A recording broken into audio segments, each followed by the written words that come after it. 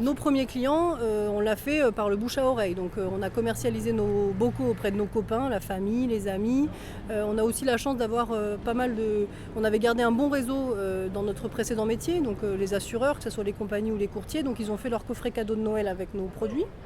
Aussi quelques avocats. Et puis voilà, vraiment de la commercialisation en direct. Et au départ, c'était notre modèle en fait. On pensait vendre, avoir notre propre boutique ou vendre sur les marchés même, les marchés du soir, les marchés décalés. Parce qu'on s'était dit que finalement ça correspondait à notre clientèle. Et rapidement, on s'est rendu compte que, il n'y avait pas de volume suffisant. Donc vendre au bocal, ça prenait trop de temps par rapport à notre développement. Et puis, on ne peut pas être et à la production et à la commercialisation en direct. Donc, on a fait le choix de ne pas sous-traiter la production parce qu'on voulait vraiment contrôler le produit qu'on met sur le marché. Ça, c'était notre démarche au départ, c'était d'offrir une nouvelle solution, nouvelle dans le sens des ingrédients simples, pas du tout d'additifs, etc. Et donc on a décidé de passer par la revente par magasin exclusivement. Le frein à la commercialisation, c'est souvent la peur du non. C'est-à-dire que quand on est hyper content de son produit, le mettre sur le marché, ça veut dire accepter que la personne en face de vous, elle ne va pas être intéressée. Donc ça, c'est vraiment le premier frein à lever. Ça ne veut pas dire qu'il ne va pas exister. Au contraire, vous allez vous prendre beaucoup de non dans la figure. On s'en prend encore beaucoup parce que c'est trop cher, parce que voilà, ils considèrent qu'il n'y a pas d'offre pour ça, etc. Mais après, ce qu'il faut retenir, c'est les oui. Donc, et est-ce que ce nombre de oui est suffisant pour votre développement ?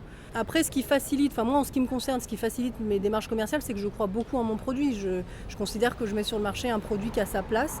Il devrait y avoir que ça en fait en matière d'alimentation. On ne devrait plus avoir de produits industriels bourrés d'additifs.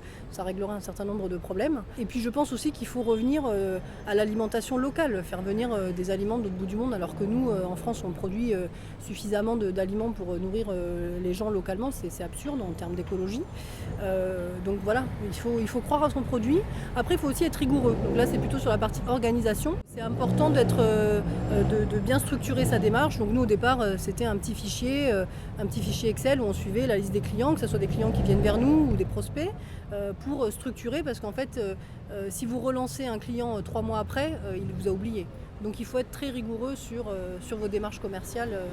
Y compris dès le départ. En fait, aujourd'hui, on s'est équipé d'une CRM qui est reliée à notre compta, donc ça simplifie quand même un peu les choses d'avoir un seul outil. Après, c'est plutôt mon associé Thomas qui est en charge de la commercialisation. On est un 80-20, 80 pour lui, 20 pour moi. Et donc, il alimente régulièrement cette CRM. Oui, pour se développer, il va falloir qu'on se staffe en fait en commercial. C'est un recrutement qui n'est pas facile. Trouver la bonne personne. Donc aujourd'hui, on le fait nous. On a un agent commercial qui nous aide sur le réseau des épiceries fines, mais qui est multimarque.